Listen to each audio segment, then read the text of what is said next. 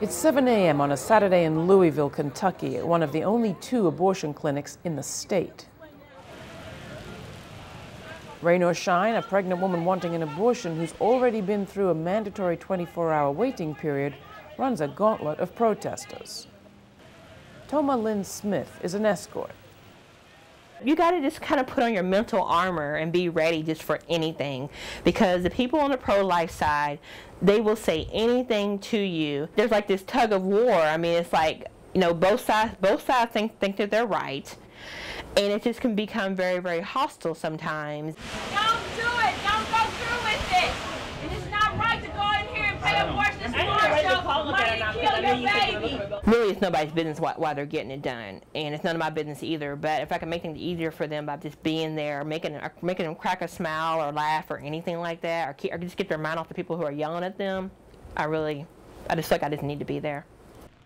Shannon Garth Rhodes is another escort. She's been doing this longer than Toma, volunteering once a month for the past 2.5 years. I don't want to say that I'm like the ultimate protector, but I think what the escorts do, even though I could never do it weekly, is a really incredible thing. And I think it's a really valuable thing to add to the access of the clinic and like women's health altogether. So Shannon learned at an early age how important it is for a woman to have access to choice. I had an abortion. I was in a relationship for 2 years with a person that was really, really abusive in various ways. And I was 16 and I had no other access. I used somebody else's ID. But Toma and Shannon get extra grief from the protesters because they're African American.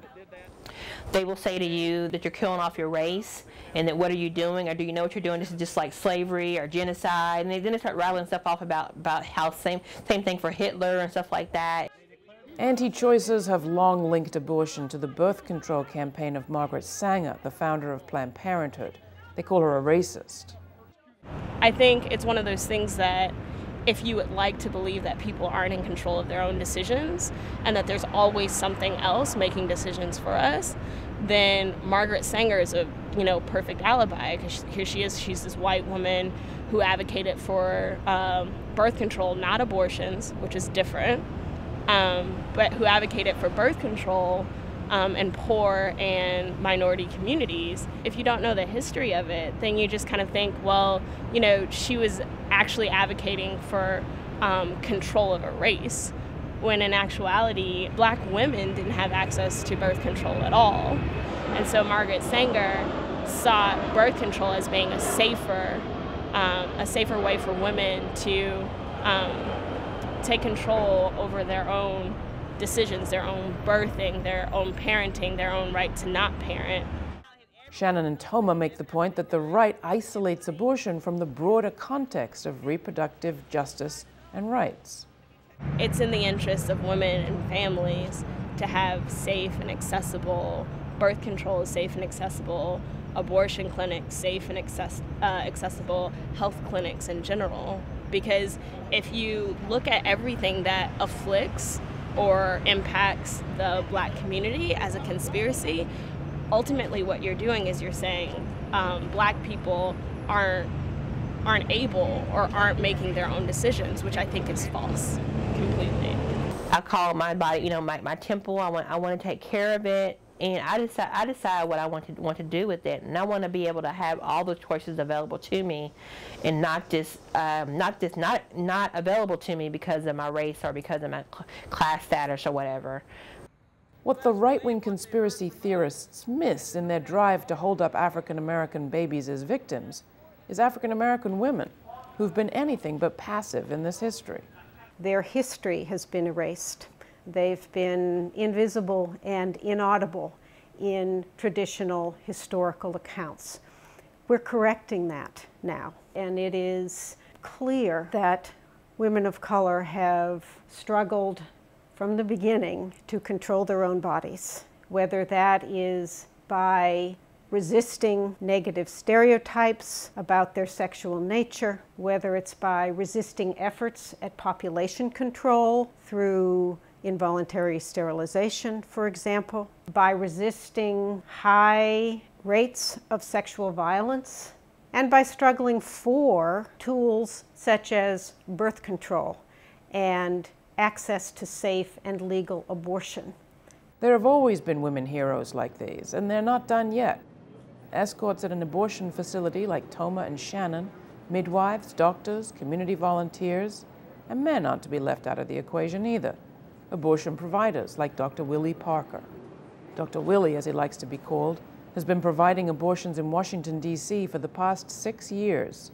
He grew up in what he calls the buckle of the Bible Belt, Birmingham, Alabama. He had a traditional religious upbringing, which meant that he was taught that abortion was wrong.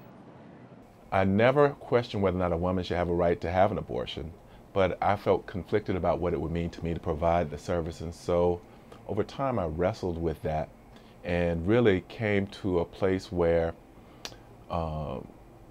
based on a sermon by Dr. Martin Luther King that talked about reversing human concern and being concerned about others, I basically became more concerned about what happens to women when abortions aren't available than what the immediate consequence would be to me for providing the service. So I came to realize that while many OBGYNs consider themselves women's health providers, that not a whole lot of doctors provide abortion services for women.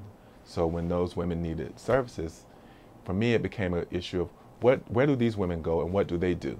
I just want to say what a privilege it is for me to be here, to finally get a chance to connect with you all. I think we share a passion about reproductive justice. What I want people to know about African American women making the decision to have abortion is that African American women are smart and they make tough decisions all the time, and they make decisions that come out of the strength that they've always had to have. So when a woman makes the decision to discontinue pregnancy, we should give her the credit that she knows what's best for her. It's not surprising that Dr. Willie doesn't buy into the right-wing line. Mention the genocide conspiracy theory, in fact, and it's the only time this graceful man becomes, in his words, righteously indignant. I become incensed that people would undermine the human rights and dignity of women in general, but in particular black women, by trying to make them conflicted about the reality of abortion, by trying to create some notion that there's a conspiracy to kill black people by killing black babies. Willie Parker's a public advocate. He sits on the board of Planned Parenthood and Physicians for Reproductive Choice and Health. He speaks publicly at gatherings such as this one at a nearby church. But I do believe that whatever you're going to ask God to do for you, you must first be able to do for yourself. He's a man of courage, a man who refuses to look over his shoulder because of what he does. You know, I understand that people hold extreme views and that they're willing to hurt other folk for the views that they hold. That concerns me like it would anybody else rationally, but it dulls a comparison to what I know I'm providing for women when I can be there to serve them and provide them with what they need. And in this particular case, when they need an abortion and when they choose abortion, I have the skills to provide them, and out of my sense of compassion, I do that. At the expense of kind of sounding cavalier and brash, I choose to focus on the importance of the work that I do. I think my work is principled. I think my work is honorable. I think it's never the wrong thing to take good care of people. Lisa Swinney is another. She grew up in Kansas and was raised by her grandparents. I was raised very conservatively. I was a good girl, a church girl. I did well in school. You know, I was gifted. I did music. I did all these things, and I was expected to do those things and not to make any mistakes.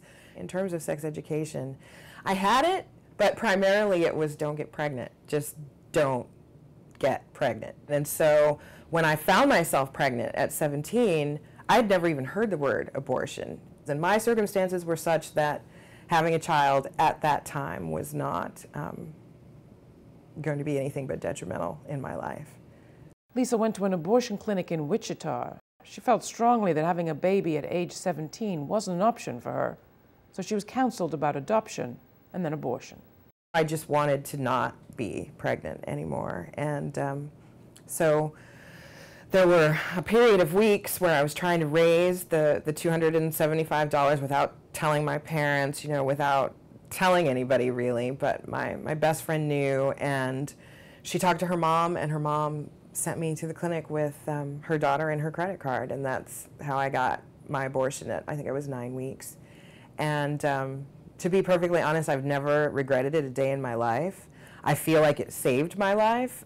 Lisa now has 2 kids, and she volunteers at the National Abortion Federation hotline, which receives tens of thousands of calls every month from all over the U.S., from teenagers to grandmothers.